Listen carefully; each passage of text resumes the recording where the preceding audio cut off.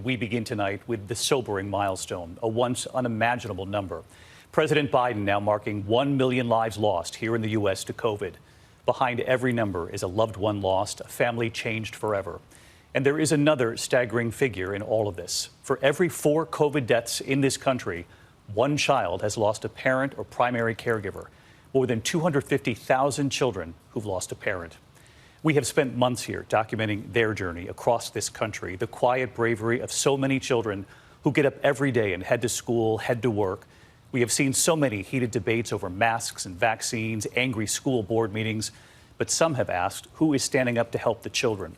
Tonight, they take us inside their homes, their schools, their quiet moments, their strength often going unnoticed.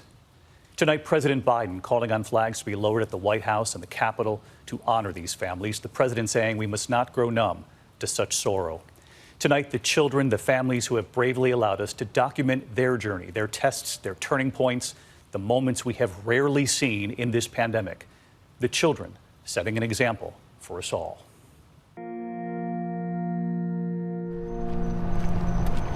5:30 in the morning, AJ Ariano arrives at school. Football practice in honor of his dad. I just know that he's watching me. It helps me with playing better, you know? 5:45 a.m., Trey Burrows is about to leave for work. This is like actually happening to us. 6 a.m., his sister Jenny up too. They are now raising their 2 sisters, hoping to make their mother proud. On this day, Jenny gets the girls to school. Across this country, the young people showing their resilience. Kylie Coney walking down the hallway in high school. Everything happened so suddenly and so fast. Her brother Colton with his backpack. Life without their dad. Cornelia Bell getting on the school bus, a first grader, now without her mother and her father. 4-year-old Elsie, 2-year-old Graham, out the door before the sun comes up, barely old enough to remember their father.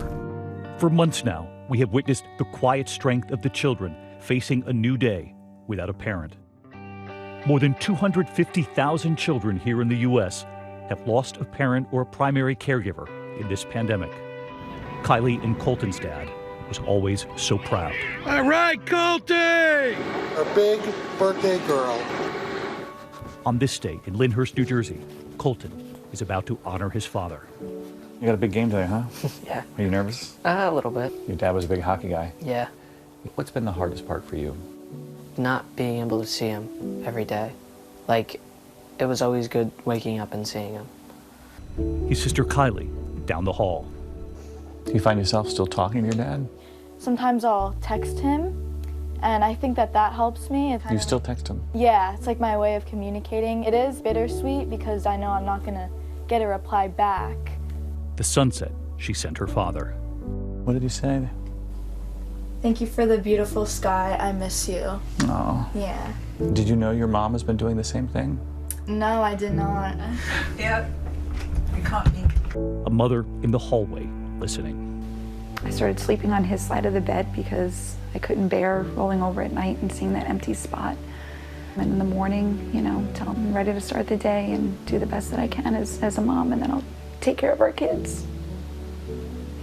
May he be proud. I hope so, yeah. Upstairs, Colton getting ready for hockey. His father's Rangers hat right there on Colton's dresser. And his father's pins, his rings. His father was a Marine. One of his favorite hats, and then pins and necklaces and rings from the Marines. I heard you got his flag. Yeah. Yeah. Is that a tough moment? Yeah, definitely.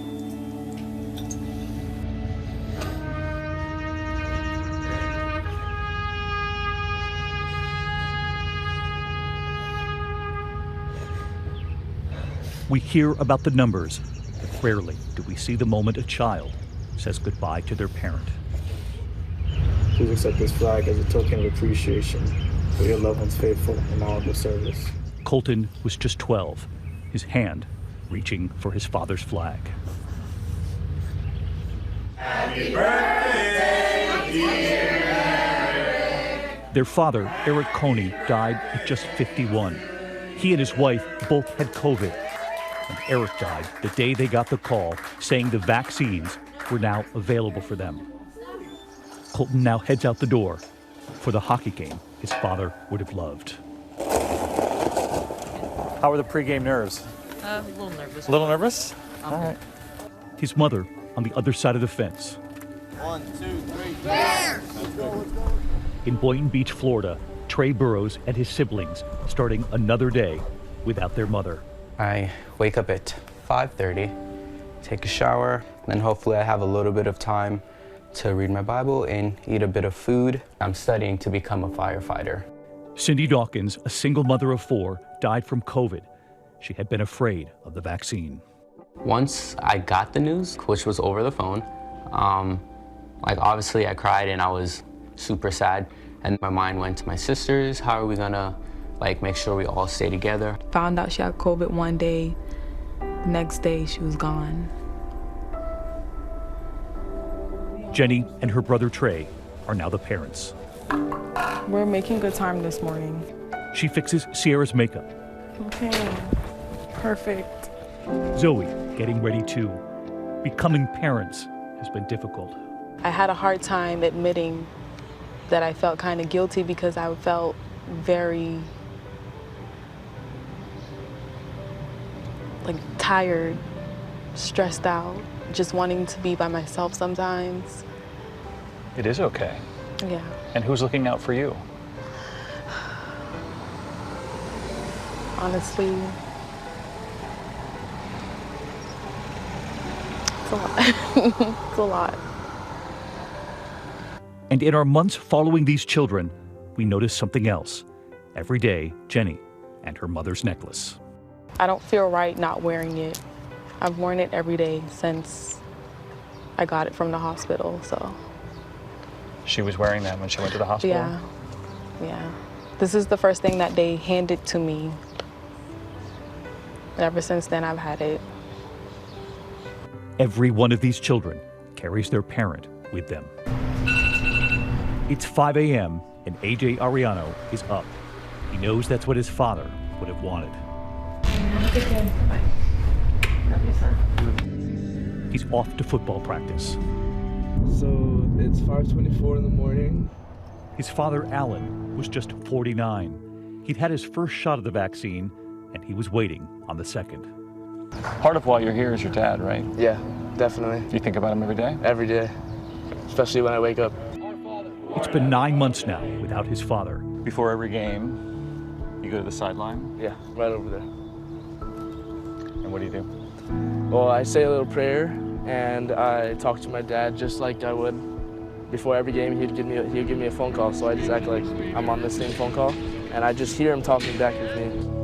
You still hear his voice? Yeah, definitely. On the Choctaw Reservation in Mississippi, take your phones. The scope of the loss is devastating. The little girl who lost both parents, Lindy Bell, now raising her 7-year-old niece, Cornelia Jaros. Where's your jacket and your mask? Her parents, Craig and Mindy Bell, died just 3 months apart, both getting COVID before the vaccines were ready. That's Melinda in the blue jacket, and that's Tashta in the black jacket. They're my mama and daddy, but they died. And Lindy is about to bring her niece to the COVID memorial on the reservation. They made this cross for those that passed from COVID. So like Mamo and your mama, they did this in honor of them. Let's honor me. Like honoring people, because they've passed.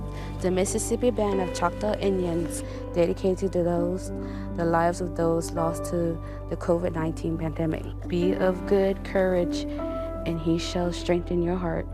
As we document these families, the turning points. Feeling so excited. 6 months after losing their mother, they are now packing. With their 2 jobs and money raised by a mom from school, Janie Yoshida, on GoFundMe, they are now about to move into their first house, their mother's dream. She's always wanted a house for us, so I know she's probably ecstatic right now. So You made dinner already for tonight. Yes, I made sure. What is dinner?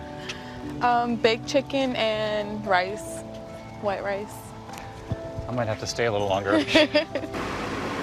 As part of his training, we watch as Trey returns from a call with the Palm Beach Gardens Fire Rescue Station 65. And we go to find him after the test. So how'd it go? Yeah, you passed the first one? Yes, sir. You feeling good? Yeah. All right. The smile says it all. Turning points for all of the families. Cornelia about to make the honor roll. Cornelia J. Rose Bale.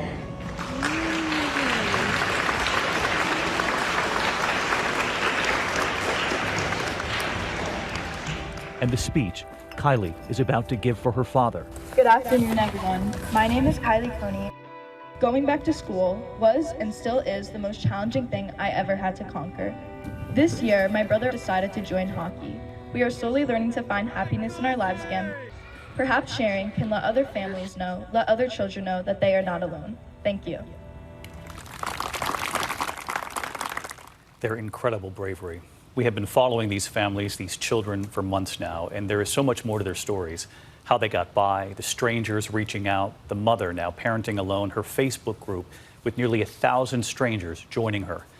This is a powerful journey, and we hope you'll watch The Orphans of COVID, a special edition of Nightline. That's later tonight. Set your DVR. And our special documentary, The Orphans of COVID, up on HULU after 9 p.m. tonight. We thank those families. Hi, everyone. George Stephanopoulos here. Thanks for checking out the ABC News YouTube channel. If you'd like to get more videos, show highlights, and watch live event coverage, click on the right over here to subscribe to our channel. And don't forget to download the ABC News app for breaking news alerts. Thanks for watching.